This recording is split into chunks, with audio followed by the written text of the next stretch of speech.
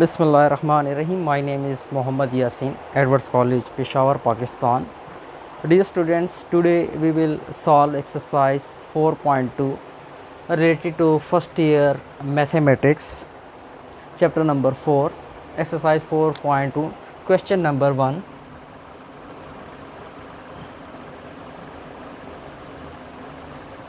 I simply solve question. Solution. Question statement is that the arithmetic sequence is given. The arithmetic sequence is given 2, 5, 8 up to so on.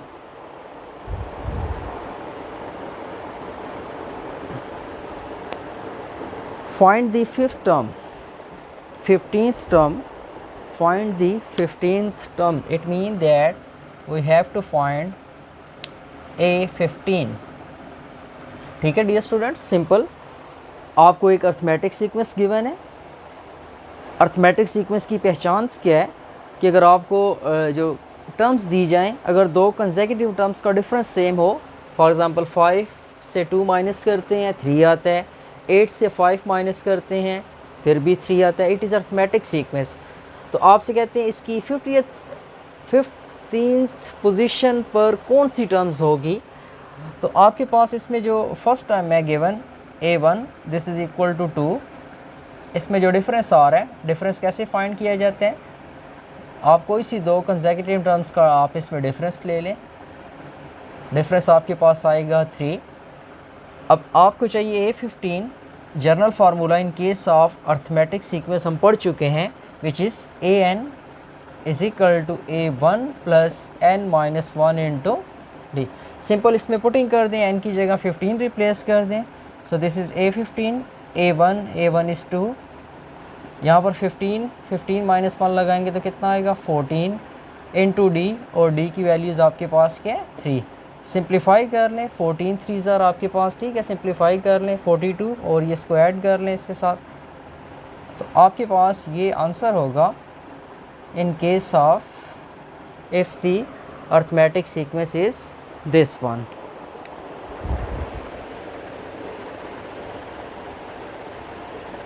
Dear student, next question की जो statement है, आपसे कहते हैं कि आपके पास first term given है. फर्स्ट टर्म A1 से डिनोट की जाती है, ठीक है. फर्स्ट टर्म की आपको जो वैल्यूज़ इसमें गिवन है कहते हैं वो आपके पास 8 है. इसी तरह 21 पोजीशन पर भी आपको टर्म्स गिवन है, ठीक है. वो आपको गिवन है 108. आपसे कहते हैं कि 7th पोजीशन पर कौन सी टर्म्स होगी. तो डियर स्टूडेंट्स, अगर आपको अर्थमेटिक सीक्वेंस की जब भी कोई टर्म्स फाइंड करनी हो तो आपको दो चीज़ों की इसमें ज़रूरत होती है कि आपके पास फर्स्ट टर्म होनी चाहिए और इसमें कॉमन डिफरेंस होना चाहिए. n तो आपके पास इस केस में 7 होगा. तो A1 गिवन है, आपने first of all D find करना है. तो आपके पास A7 कैसे फाइंड करेंगे. देखें, आप जानते हैं कि A21 according to this formula A21 is equal to, ठीक है, यहाँ पर n की जगह 21 रिप्लेस करें. A1 आपके पास देखें यहाँ पर क्या आएगा 8 प्लस n की वैल्यूज़ आपके पास क्या है, कौन सी टर्म्स आपके पास इस केस में देखें ये 21 माइनस 1. D आपके पास नहीं है. दोबारा मैं एक्सप्लेन कर दूँ, सिंपल क्वेश्चन है. A1 गिवन है, 21 पोजीशन पर टर्म्स गिवन है, कहते हैं A7 फाइंड करें. अगर आप A7 फाइंड करना चाहते हैं तो A7 आपके पास फाइंड कैसे होगा कि आपके पास फर्स्ट टर्म हो और कॉमन डिफरेंस हो. तो आप सबसे पहले कॉमन डिफरेंस निकाल लें. जनरल फार्मूला an, तो यहाँ पर A21, A1 कितने हैं आपके पास 8, n आपके पास 21 माइनस 1D. इसको कैलकुलेट कर. A21 इटसेल्फ बराबर है किस चीज़ के 108 के. इस 8 को इस साइड पर शिफ्ट कर लें, माइनस हो जाएगा. यहाँ से आपके पास आएगा 20 इंटू D. 108 में से 8 माइनस कर लें आफ्टर सिंप्लीफिकेशन, ठीक है. आप जानते हैं यहाँ से आएगा 100. 20 से डिवाइड कर लें, आपको D की वैल्यूज़ चाहिए. तो आपके पास इस केस में जो D की वैल्यूज़ आ जाएगी, D आपके पास इस केस में कितना आएगा इसको कैंसिल कर लें तो डी की वैल्यूज़ आ गई 5। अब बहुत सिंपल है, आपको A7 चाहिए, तो A7 this is equal to A1 plus n की जगह 7 लगाएंगे तो यहाँ पर आएगा 6 इंटू डी। A1 भी है, A1 की वैल्यूज़ तो आपके पास क्या है 8, डिफरेंस आपने कितना फाइंड किया हुआ है 5, तो सिंप्लीफाई कर लें तो आपके पास इस केस में जो आंसर होगा, आपके पास जो 7th पोजीशन पर टर्म्स आएगी वो आपके पास कितनी आएगी 38 आएगी। डियर स्टूडेंट, नेक्स्ट क्वेश्चन में आपको अर्थमेटिक सीक्वेंस गिवन है 6, 9, 12 अप टू सो ऑन। आपसे कहते हैं इसमें नंबर ऑफ़ टर्म्स कितनी होंगी, जिस तरह ये फर्स्ट टर्म है ये लास्ट है, तो टोटल टर्म्स आपके पास कितनी होगी, आपने नंबर ऑफ़ टर्म्स इसमें क्या करनी है फाइंड आउट करनी है। ठीक है, ये एक अर्थमेटिक सीक्वेंस है, आप चेक कर सकते हैं। अगर डिफरेंस की बात करते हैं तो आपके पास इसमें जो डिफरेंस आ रहा है वो 3 आ रहा है। तो जनरल फार्मूला आप यूज़ करेंगे, उससे पहले आपके पास इसमें फर्स्ट टर्म 6 है, डिफरेंस इसमें आपके पास कितना चल रहा है 3 का चल रहा है। इसमें जो लास्ट टर्म है, last term mean A N, इस केस में कितनी है 78 है। जनरल फार्मूले में पुटिंग्स करते हैं, ठीक है, यहाँ लिखा हुआ है जस्ट इसमें पुटिंग करें ए एन को रिप्लेस करेंगे 78 इज इक्वल टू A1 हमारे पास कितना है 6 प्लस n आपने क्या करना है फाइंड करना है। डिफरेंस कितने आपके पास 3 है, इसको इस साइड पर शिफ्ट कर लेंगे तो इससे माइनस कर लेंगे, ये होगा 72 n माइनस 1, इस 3 को डिवाइड कर लें इससे, तो आफ्टर सिंप्लीफिकेशन n इस माइनस 1 को भी तो शिफ्ट कर लें, ये प्लस होगा, और 72 को अगर 3 से आप डिवाइड करते हैं तो 3 2s are 6, तो इसको 1 मिलेगा। ठीक है, 3 2s are 6, तो यहाँ पर फिर 4।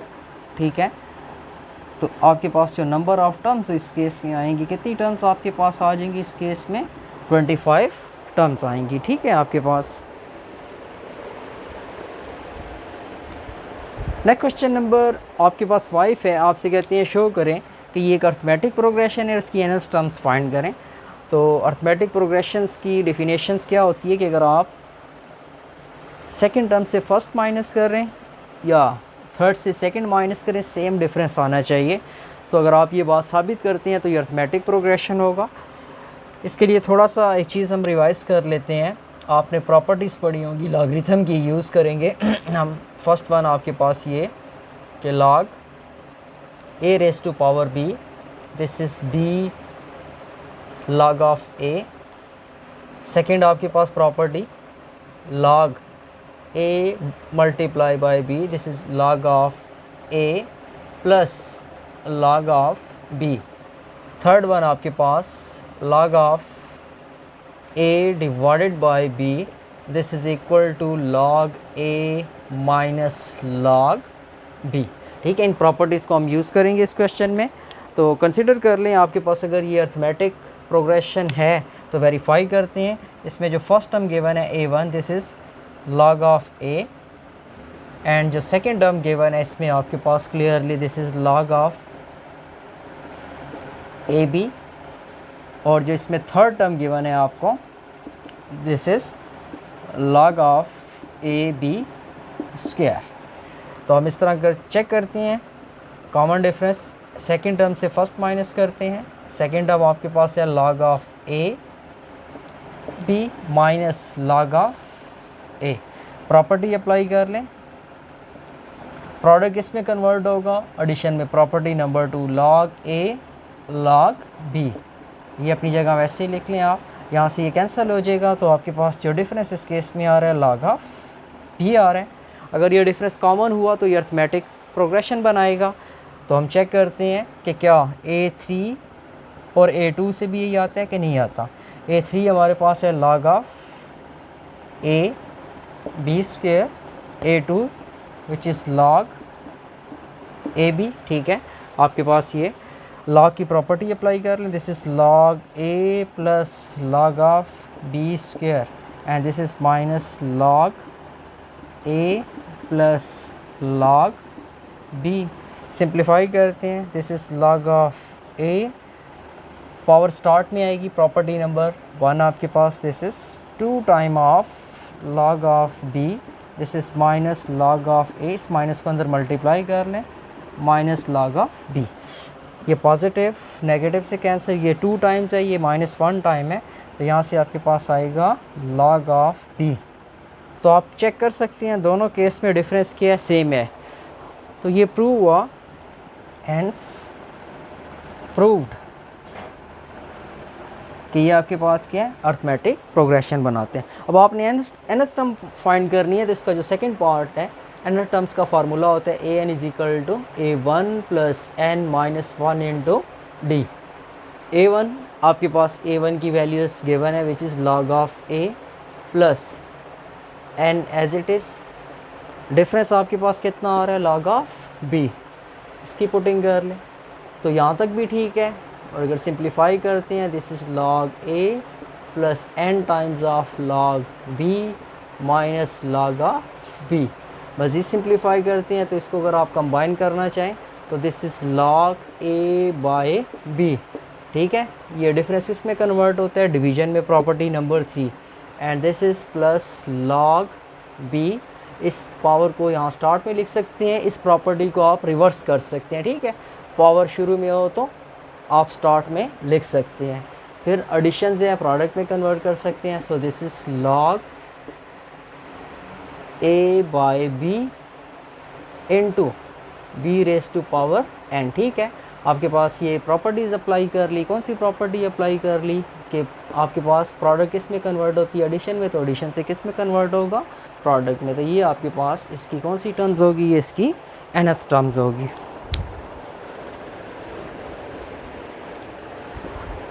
डियर स्टूडेंट, नेक्स्ट क्वेश्चन आपके पास है, आपसे कहते हैं फाइंड द वैल्यूज़ ऑफ के इफ़ द गिवन सीक्वेंस और इन AP it mean that arithmetic progressions की डेफिनेशंस को सेटिस्फाइड करेगा, और आपसे कहते हैं ये प्रोग्रेशन भी फाइंड करें।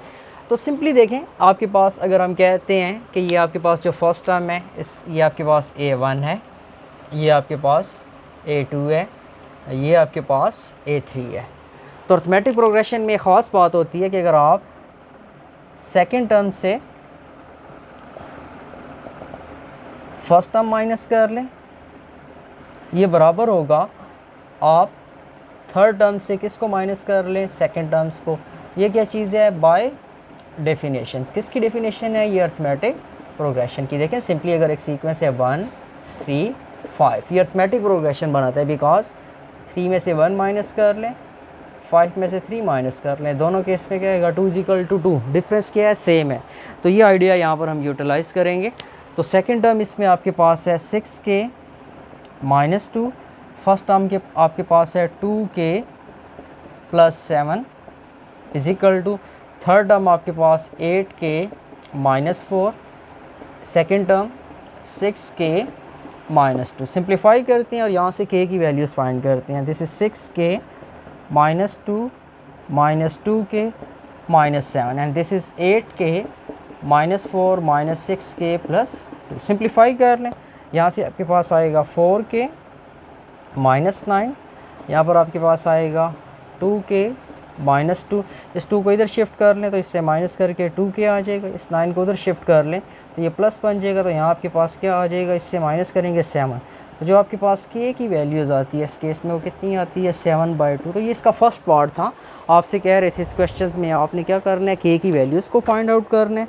अब अगर आपने k फाइंड कर लिया तो बहुत सिंपल है, आपको सीक्वेंस भी चाहिए, तो जहाँ जहाँ इसमें k आ रहा है k को आप किससे रिप्लेस करें, 7/2 से। तो देखें आपके पास 2k और k की वैल्यूज़ क्या आ रही है, 7/2 प्लस 7। नेक्स्ट आपके पास 6k, k की वैल्यू 7/2 माइनस 2। नेक्स्ट आपके पास 8k, k की जगह 7/2 माइनस 4। सिंप्लीफाई कर लें, इससे कैंसिल कर लें, एडिशन कर लें 14, यहाँ इससे कैंसिल कर लें 3 तो ये कितना आ जाएगा 21, यहाँ से ये कैंसिल कर लें 4, अच्छा ये 21 आएगा, 21 में से 2 भी आपने माइनस करना होगा, तो ये आपके पास आ जाएगा आफ्टर सिंप्लीफिकेशन दिस इज़ 19। यहाँ पर आपके पास ये आएगा 7 4 28, 28 में से 4 निकाल लें तो आपके पास 28 में से 4 तो 24। चेक करें क्या ये अर्थमेटिक बनाता है, तो 19 में से इसको माइनस कर लें 5, 24 में से माइनस, तो ये वो अर्थमेटिक प्रोग्रेशन भी आपके पास आ गया। ये रिक्वायर्ड अर्थमेटिक प्रोग्रेशंस है और ये आपके पास क्या है, ये के की वैल्यूज़ है।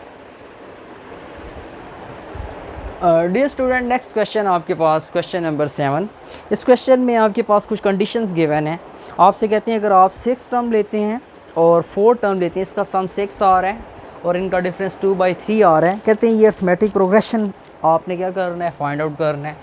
लास्ट में आपको वेरीफाई भी करवा दूंगा कि 6 टर्म लूँगा, 4th फाइंड करूँगा, उसका एडिशन देखूँगा, 6 आएगा और डिफरेंस कितना आना चाहिए, 2/3 आना चाहिए। आपने वही बेसिक्स यूज़ करने हैं। देखिए आप जानते हैं by definition of arithmetic progressions कि फॉर एग्जांपल अगर आपके पास A6 है तो आपके पास A6 किसके इक्वल होगा। देखिए nth टर्म होती है an = a1 + n-1 into D. यहाँ अगर n है तो यहाँ पर n-1 एक उससे कम होता है सबस्क्रिप्ट में। फॉर एग्जांपल अगर आप n6 से रिप्लेस करते हैं तो A6 बराबर होगा a1 + n की जगह 6 -1 से कितना आएगा, 5d। तो ये चीज़ क्लियर कर लें कि जब भी यहाँ पर आपके पास जो n की वैल्यूज़ हो उससे यहाँ पर एक आप कम लिखेंगे। A4 होगा तो कितना होना चाहिए, a1 + 3d होना चाहिए। तो ये इसका आइडिया है, आप इस फार्मूले को यूज़ करें। ठीक है, आप ये दो इक्वेशन यूज़ कर लें। A6 तो A6 आपके पास बराबर है a1 + 5d प्लस A4 की बात करेंगे, A4 इक्वल होगा a1 + 3d, this is equal to 6। ठीक है, आप नाम देना चाहें तो ये 1 है, हमने किसको यूज़ किया है, 1 इम्प्लाइज दैट, और जनरल फार्मूला यूज़ किया है। ठीक है, इसको अगर सिंप्लीफाई करते हैं, this is 2 time of a1 plus this is 8d is equal to 6। 2 से डिवाइड कर लें, this is a1 plus 4d this is equal to 3। इसको आप कह दें इक्वेशन नंबर 3। ये आपकी होगी इक्वेशन नंबर 2। सिमिलरली आपके पास 2 अननोन है तो 2 इक्वेशन होनी चाहिए। दूसरी इक्वेशन आपको यहाँ से मिलेगी, तो आप लिखें यहाँ पर 2 implies that once again A6, तो A6 बराबर होगा a1 + 5d। इस केस में यहाँ माइनस है तो लिखेंगे माइनस, और वही A4 है तो a1, ये प्लस है लेकिन जब माइनस मल्टीप्लाई करेंगे this is -3d and but this is equal to 2/3। Simplify कर लें, यहाँ से आपके पास जो रिज़ल्ट आएगा this is 2 time of a1 नहीं होगा बल्कि आपके पास ये पॉजिटिव वैल्यू नेगेटिव से कैंसिल। 5 में से 3 माइनस कर रहे हैं, this is 2d and this is 2/3 and this is 2 cancel and d is equal to this is 1/3। Difference आपके पास आ गया। आपको अगर फर्स्ट टर्म चाहिए तो आप क्या कर सकते हैं, इक्वेशन नंबर 3 में यहाँ सिंपल पुटिंग कर लें। 3 implies that a1 + 4d and in this case d is equal to 1/3 is equal to 3। Simplify कर लें, this is a1 + 4/3 is equal, इस वो वहाँ पर शिफ्ट कर लें a1, this is 4/3 negative sign plus 3 3 are 9, 9 में से अगर आप 4 माइनस करते हैं तो आपके पास 4 निकालेंगे तो कितना आ जाएगा, ये 5/3। तो देखें आपके पास a1 भी आ गया, आपके पास d भी आ गया। जब आपके पास फर्स्ट टर्म भी आ जाए और आपके पास अगर कॉमन डिफरेंस भी आ जाए तो सीक्वेंस को फाइंड करना आपके पास आसान होता है। तो आपके पास सीक्वेंस, अर्थमेटिक सीक्वेंस क्या होता है, a1 + d, a1 + 2d up to sworn a1। तो a1 की वैल्यूज़ आपके पास कितनी है, 5/3 5/3। डिफरेंस आपके पास कितना आ रहा है जी, 1/3। a1 की वैल्यू 5/3, डिफरेंस आपके पास दिस इज़ 1/3। सिंप्लीफाई कर लें, ठीक है, अप टू सॉन यहाँ से आएगा जी 5/3। ये सेम है तो इसको आप हाइड कर लें और सिंपली एडिशन कर लें। 5 + 1 कितना आता है जी, 6 को जब 3 से डिवाइड करेंगे तो कितना आ जाएगा। तो ये सिंपल आइडिया होता है, डिनोमिनेटर सेम हुआ करें तो आप नॉमिनेटर्स को सिंपल ऐड करके डिवाइड कर लिया करें डिनोमिनेटर से। तो 5 + 1 6 को जब 3 से डिवाइड करेंगे तो 2 आएगा। सिमिलरली यहाँ पर फिर आप देख सकते हैं कि आपके पास यहाँ पर रिज़ल्ट देख सकते हैं, 3 सेम है, हाइड कर लें, और ये 5 और ये 2 1s तो 2 आएगा, तो 7 डिवाइडेड बाय आपके पास क्या आएगा, 3 आएगा, अप टू सॉन। मैंने स्टार्ट में आपको एक बात कही थी, मैं वेरीफाई भी कर दूंगा कि आपके पास इस केस में जो 6 टर्म्स और फोर्थ का सम है वो 6 आना चाहिए और डिफरेंस 2/3 आना चाहिए। तो फॉर एग्जांपल अगर मैं A6 फाइंड करता हूँ, A6 किसके बराबर, ठीक है ये आपका आंसर है, ये एक्स्ट्रा पार्ट में कर रहा हूँ। A6 किसके बराबर होगा, A1 + 5D। A1 की आपके पास क्या वैल्यूज़ आई है जो आपने फाइंड की है, 5/3 प्लस D की वैल्यूज़ आपके पास कितनी आई है, 1/3। सिंप्लीफाई कर लें, आपके पास ये कितना आएगा, 3 आपके पास सेम है, हाइड कर लें, 5 + 5 ये 10/3। ये आपके पास 6 टर्म आई है। A4 फाइंड करें, A4 इक्वल होगा A1 + 3D के। A1 कितने हैं आपके पास, 5/3, ठीक है, प्लस D आपके पास कितने हैं, 1/3।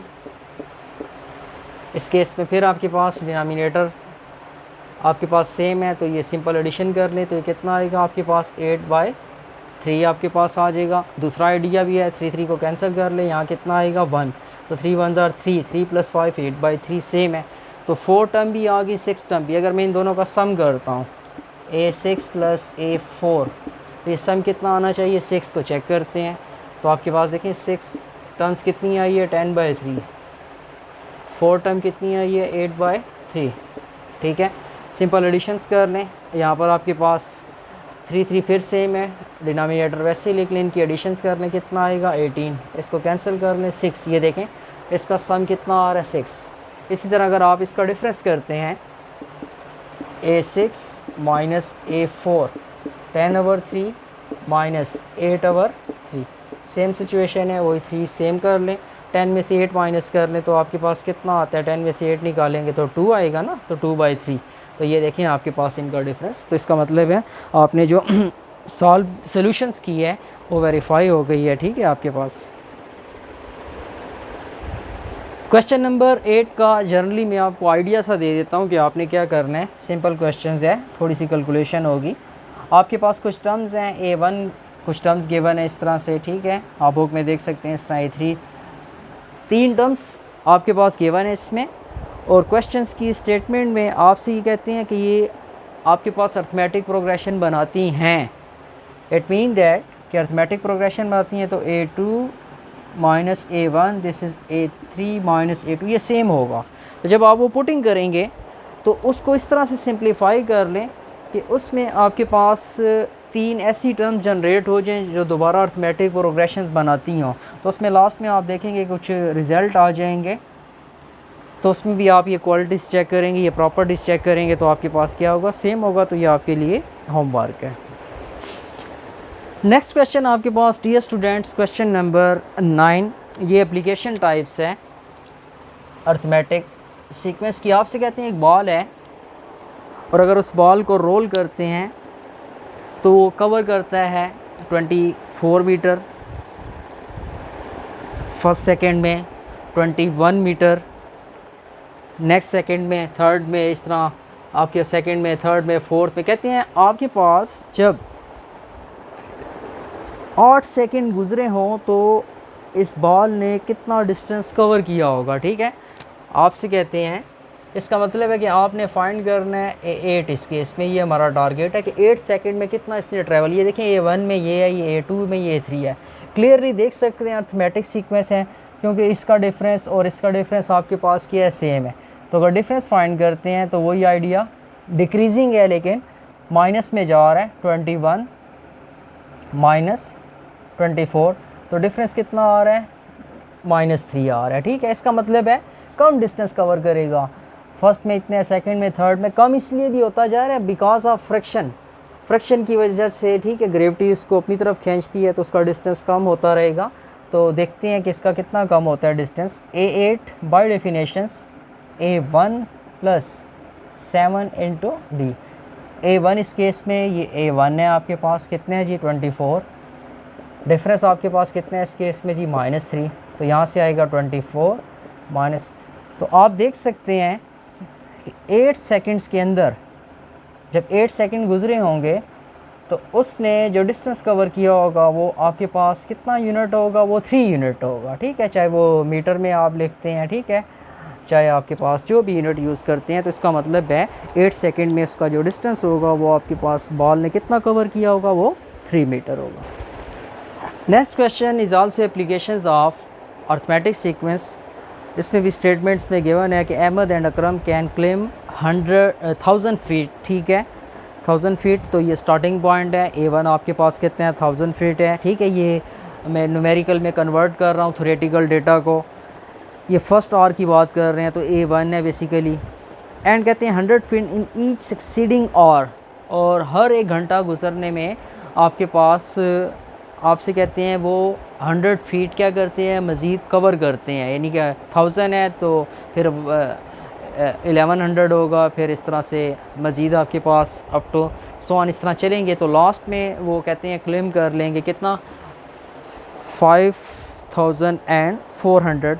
आपसे कहते हैं when they will reach the top of a 5400 feet hill, कि वो पहाड़ी पर पहुंच जाएंगे।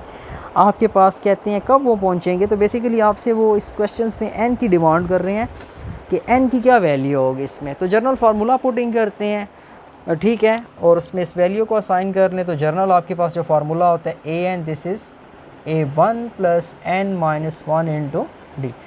an is given, a1 is also given, n आपने फाइंड करना है। डिफरेंस कितना है आपके पास, 100। तो इसको सिंप्लीफाई कर लें, इसको इस साइड पर शिफ्ट कर लेंगे तो आपके पास ये इसके इक्वल आ जाएगा। फिर इस वैल्यूज़ को यहाँ पर आपने क्या कर लेना है, डिवाइड कर लेना है। तो यहाँ पर आपके पास n-1, ये इससे कैंसिल कर लें, -1 को यहाँ शिफ्ट कर लेंगे।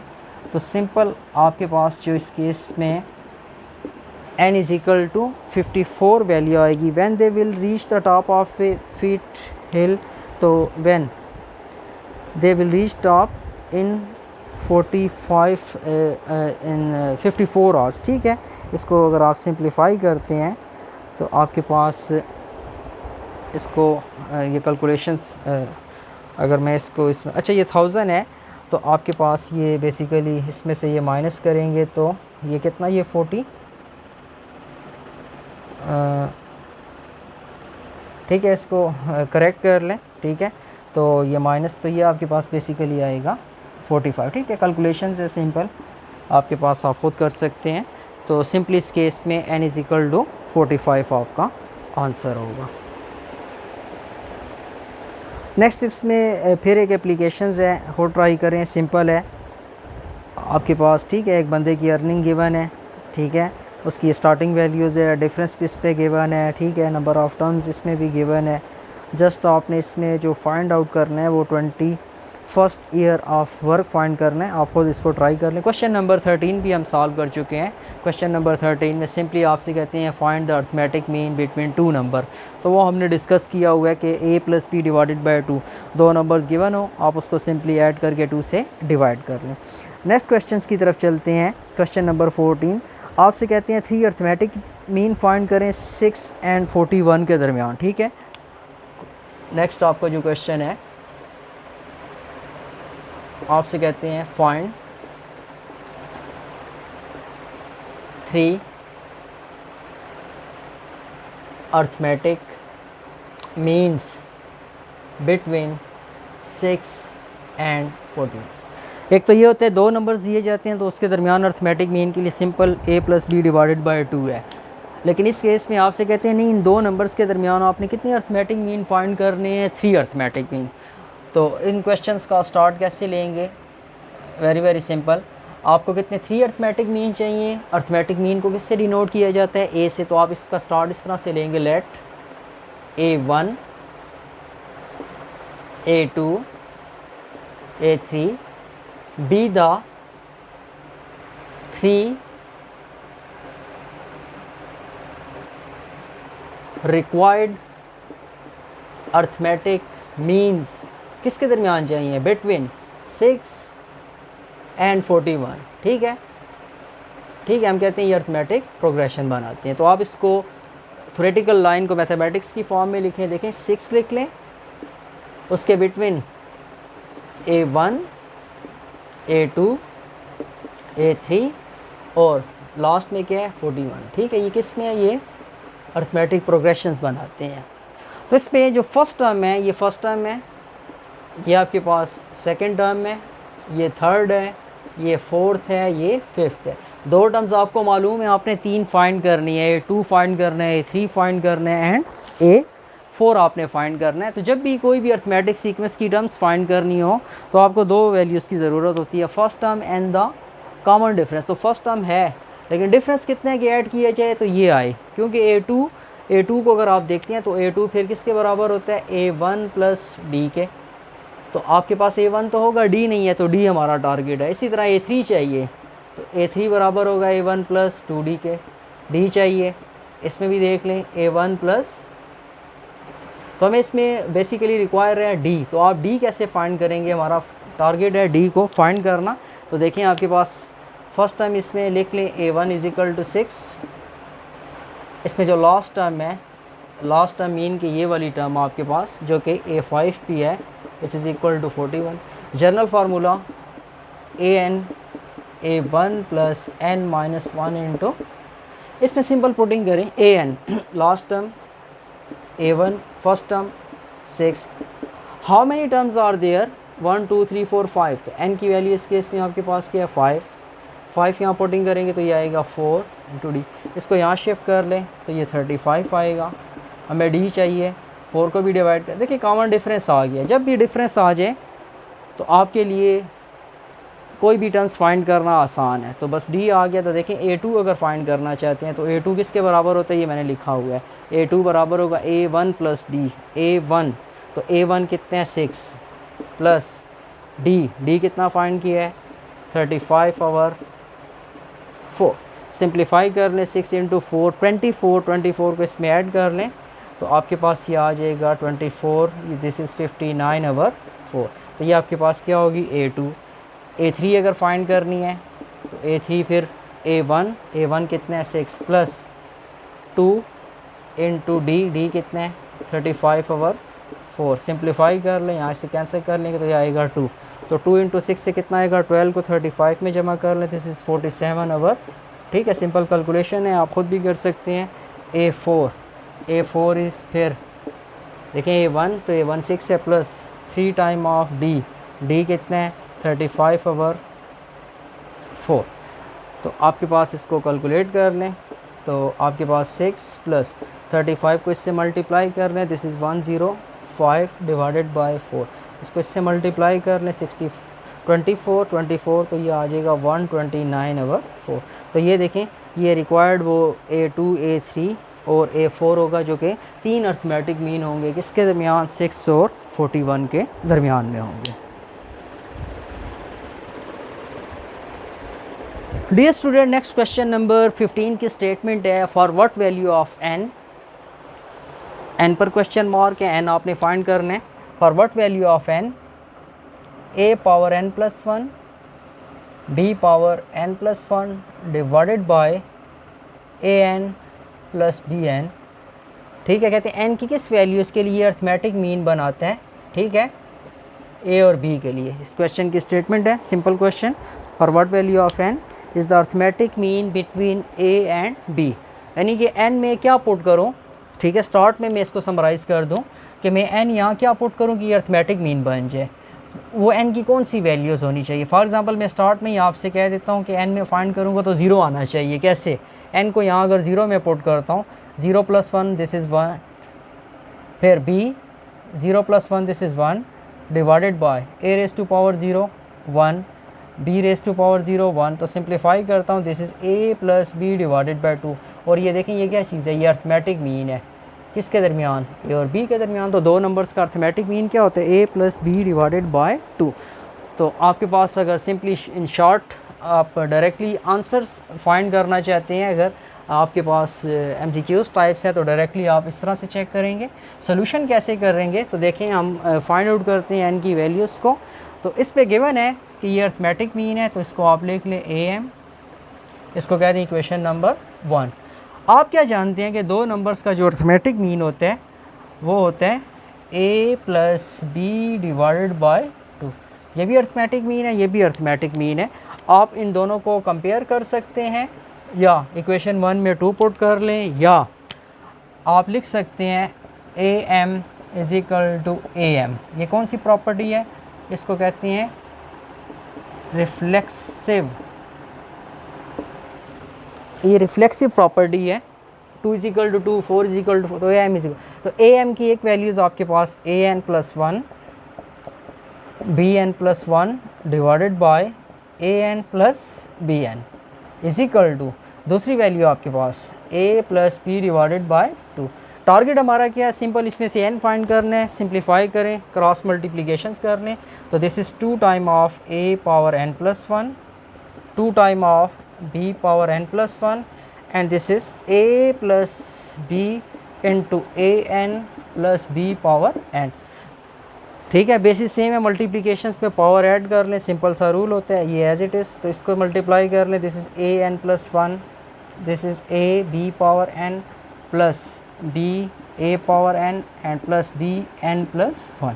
ठीक है, जहाँ जहाँ बेसिस सेम है वहाँ पर पावर ऐड करनी है, अदरवाइज़ जहाँ बेसिस सेम नहीं है वहाँ पर आपने क्या करनी है? पावर्स को ऐड नहीं करना है।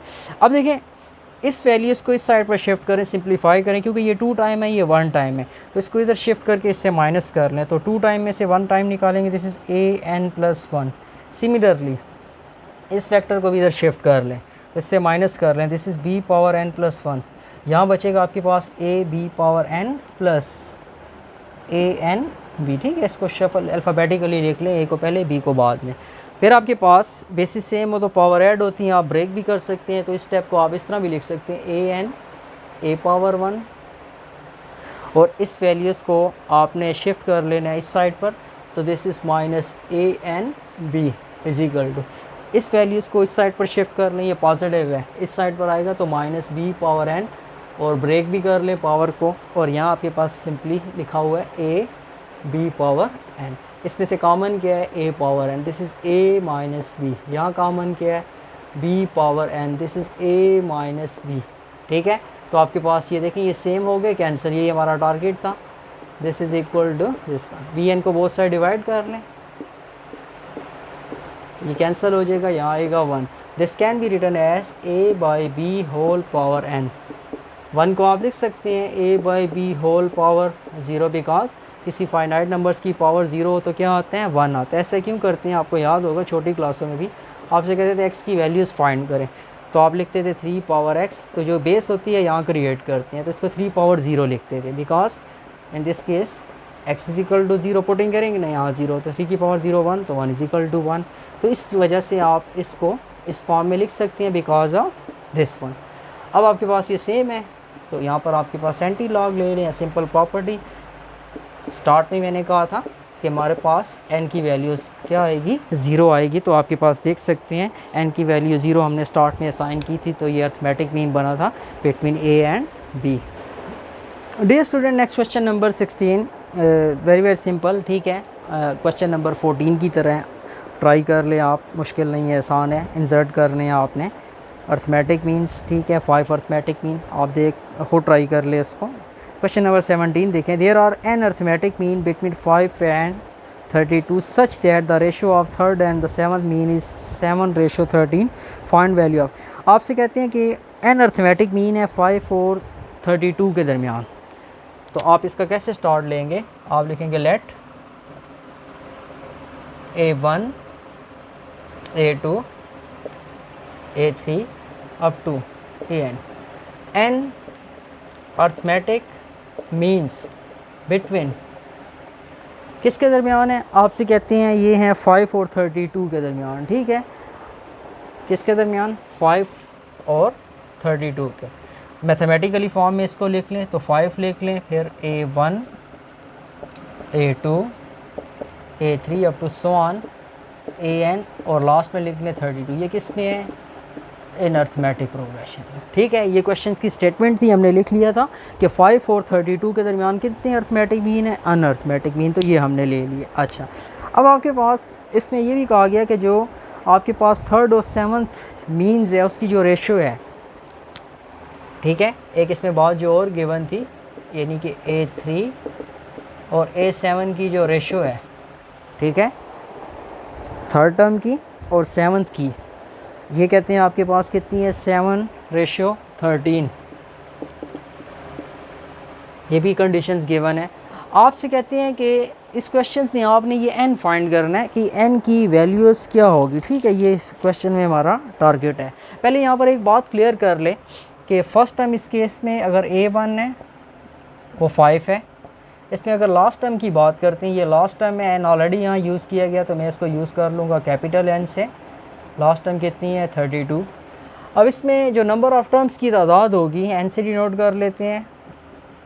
देखें ये फ़र्स्ट टर्म है, ये लास्ट टर्म यहाँ पर आपको नज़र आ रही है, लेकिन ये एक और एक की कितनी 2 टर्म्स हैं और इसके दरमियान में कितनी टर्म्स हैं 1 2 3 अप टू n। तो जो टोटल टर्म्स होंगी n और 1 + 1 2, तो यहाँ पर टर्म्स की तादाद होंगी n + 2। देखें सिंपली आपके पास फॉर एग्ज़ाम्पल है 1 2 3, मैं कहता हूँ कितनी टर्म्स हैं, आप कहते हैं ये टोटल टर्म्स की तादाद इसमें कितनी है 3 है।